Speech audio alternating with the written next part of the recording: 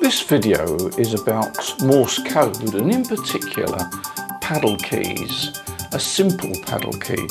Now, if you are not interested in Morse code, I suspect that you will just be about to switch off, so goodbye. But for those that want to know a bit more about paddle keys and how to get started and how to buy an economical paddle key to start with, let's talk about it.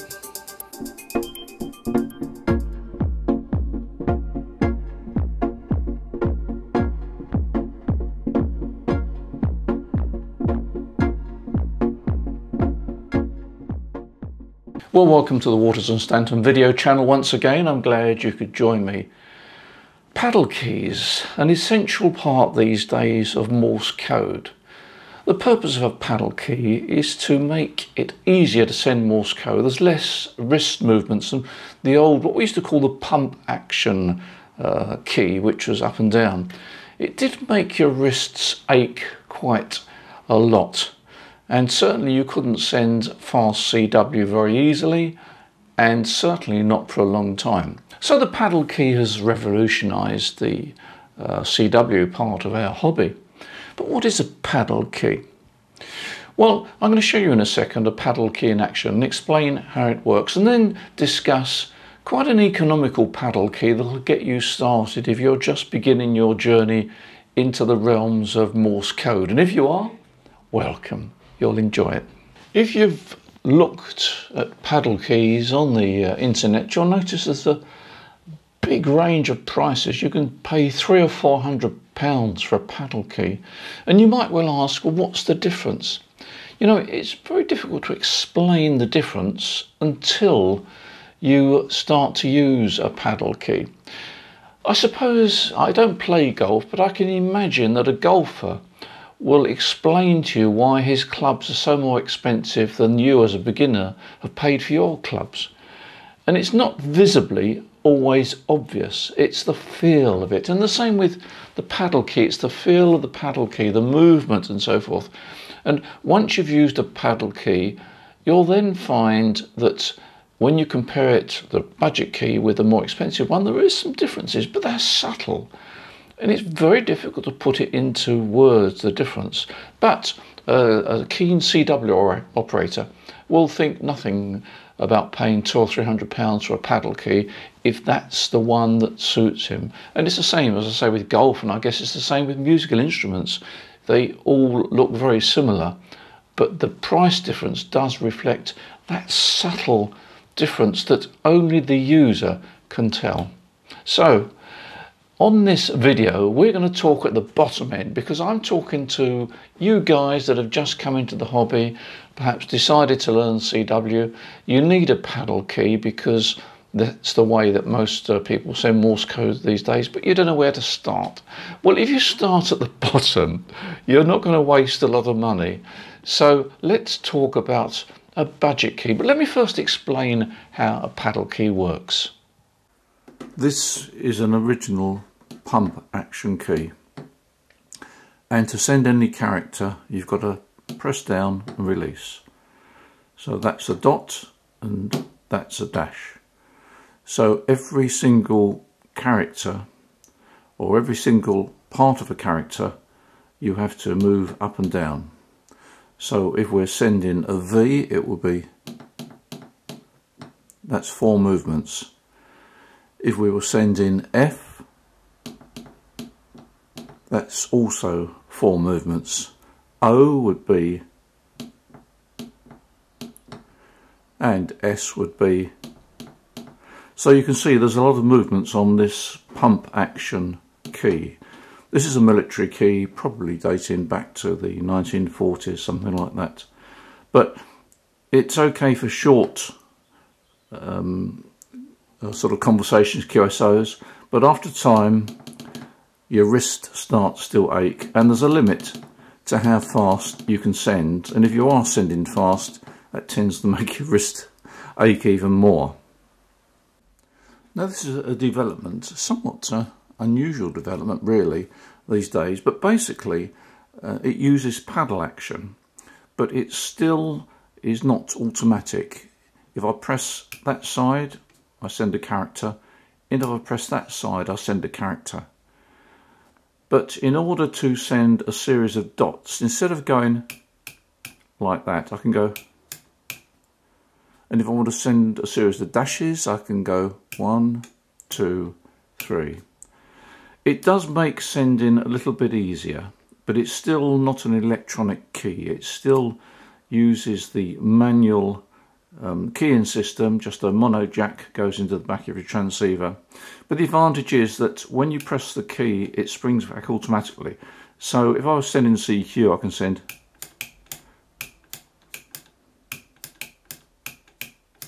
so it does make sending a little bit easier, but it's nowhere near the modern electronic key. But interesting key. I have used it, but it's a little bit confusing if you're used to an electronic key. Now here's a modern paddle key. Paddle keys depend on the electronics inside the transceiver. Most modern transceivers have got what we call electronic keys inside. In other words, they're capable of sending a series of dots and a series of dashes and combinations of those depending on what information is fed from the mechanical key.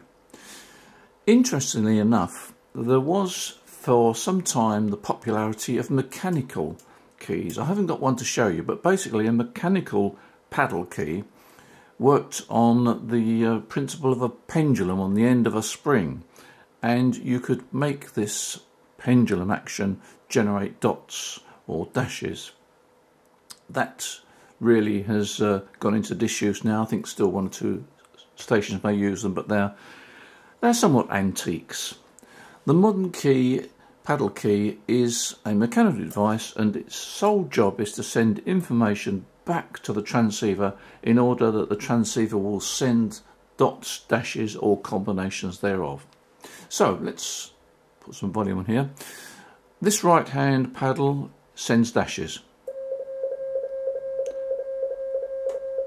and that will go on ad infinitum. This paddle on the left will send dots, and likewise it will go on ad infinitum as long as I hold that paddle.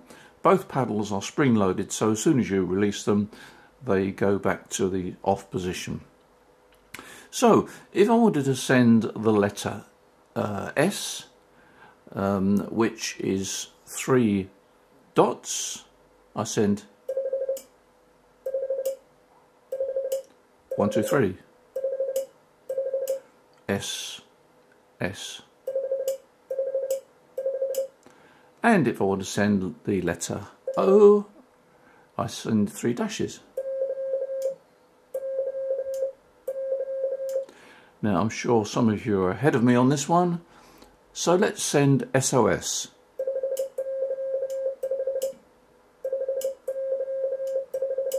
That just needs 3 finger presses.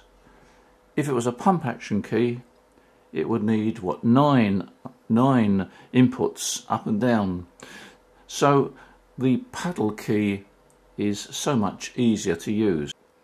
Now most Morse code, or a lot of Morse code, is a combination of dots and dashes. So if we were going to send CQ, that's dash dot dash dot. So I press first on the right hand key, then the left, which is a dash, left hand key, which is a dot, right hand key, which is a dash, and back to the left hand key, which is a dot. It sounds complicated, but it's not as bad as it sounds. Now you notice that requires me to press first the right hand paddle, then the left hand paddle, then the right hand paddle, then the left hand paddle. So there's not too much saving of time there, but if I was sending the letter V, it's a bit more time saving. Oops.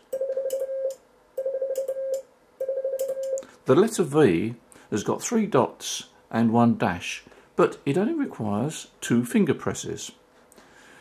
And the letter H, which is 4 dots, just requires 1 finger press. So you begin to see that the idea of a paddle is to reduce the amount of work needed to send Morse code. So if I'm going to send CQ, it's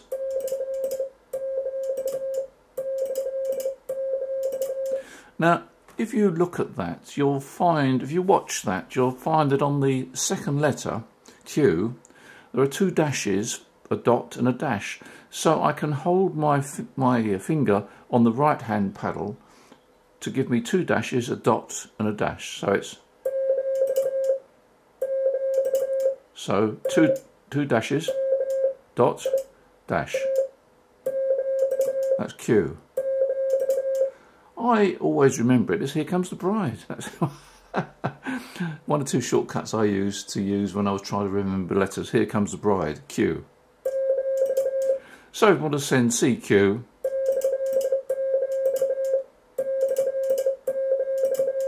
that is a lot less work than the pump action key. And if you're going to send really fast CW, say at 25 words a minute, you can only do it with a paddle key. You certainly can't do it with a pump action key.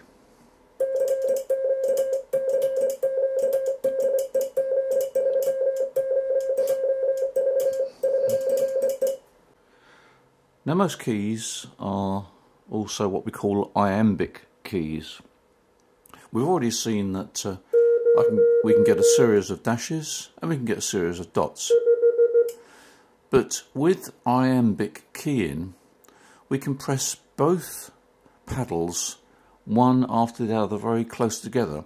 So if I press this right hand paddle and immediately press the left hand paddle, which gives me dots, I get a series of dash dots.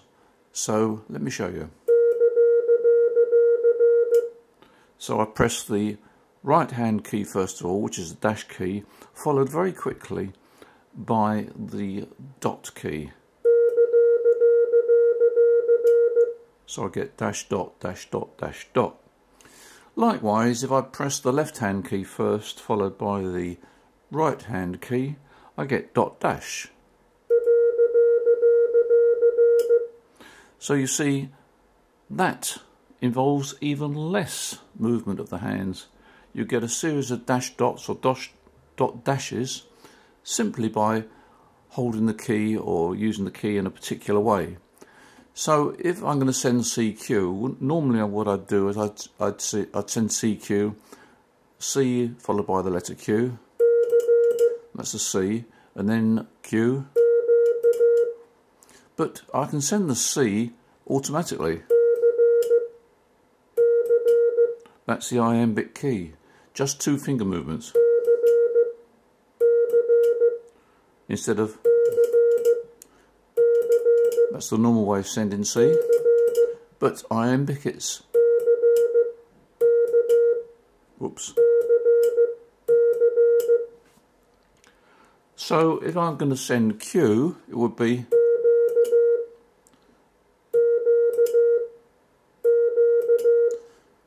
far less finger movement.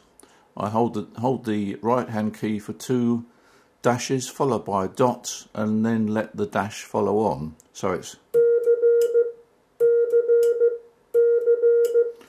CQ would be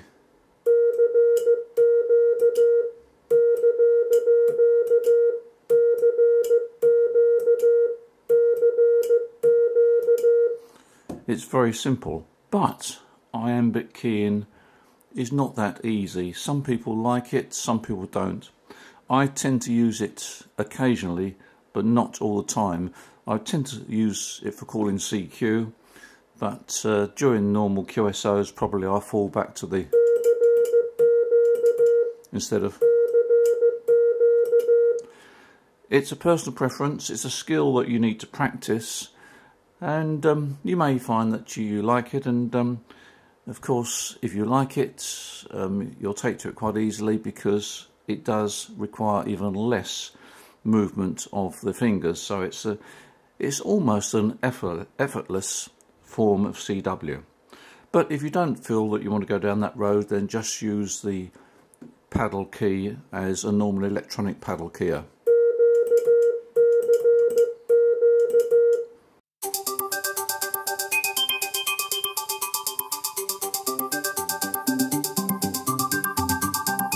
The high mount MK-701 is a budget class paddle key, but nevertheless capable of excellent performance and ideal for the beginner.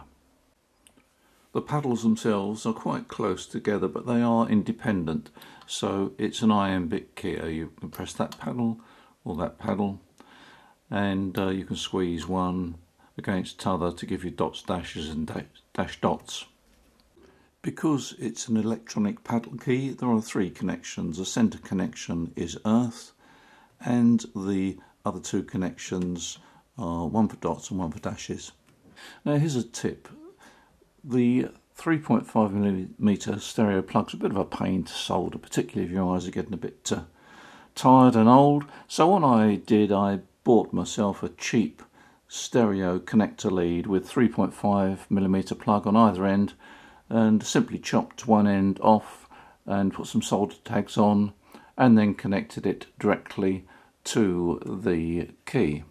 The adjustments on this key are pretty rudimentary, but they're functional. This point here, you've got a screw where you can adjust the travel of the paddle, and on the other side you've got a similar key. So by adjusting that screw you can adjust the movement of the paddle. I tend to have my paddles fairly close together, but it's a personal adjustment. Now if I turn this key round on the other side, there's another adjustment. That's a spring adjustment. That adjusts the tension of the paddle, so you can have it fairly tight or fairly sensitive. Again, it's a personal adjustment. Now if I turn this key over, you'll see the underside of it. It's pretty naked. There are the connections from the terminals on the other side to the actual contacts on the paddle key. This key hasn't got a base to it. If you try and operate it like this on the desk, it will move around. What you really want is to make your own base. So there are some holes on the key to screw it into a base, and that would be the most sensible thing to do. But if, like me, you're out portable, or you're in a hurry to use it, or lazy, then I have to confess that I've used no more than blue tack. A bit of blue tack underneath the base will hold it steady, and of course if you're not too fussy about the desk you operate on, you can also screw it directly to the desk. But it's a basic paddle key. It does the job, and I found it works quite well. So if you're thinking of getting yourself a paddle key for the first time, then maybe the MK-701 fits the bill. It's a budget class key that I've used quite a lot. It works well. The only criticism I've got, if in fact is a criticism really, is the fact that you need either a heavy base for it, or you need a piece of blue tack. Apart from that, it's not a bad buy. So as usual, thanks for watching this video. I hope it's been useful, and giving you some guidance if you weren't quite sure how paddle keys work. Hopefully I've answered that. In the meantime, enjoy your ham radio. Don't forget to press the subscribe button if you want to be kept informed with the next videos. In the meantime, take care, and I'm sure we'll speak soon.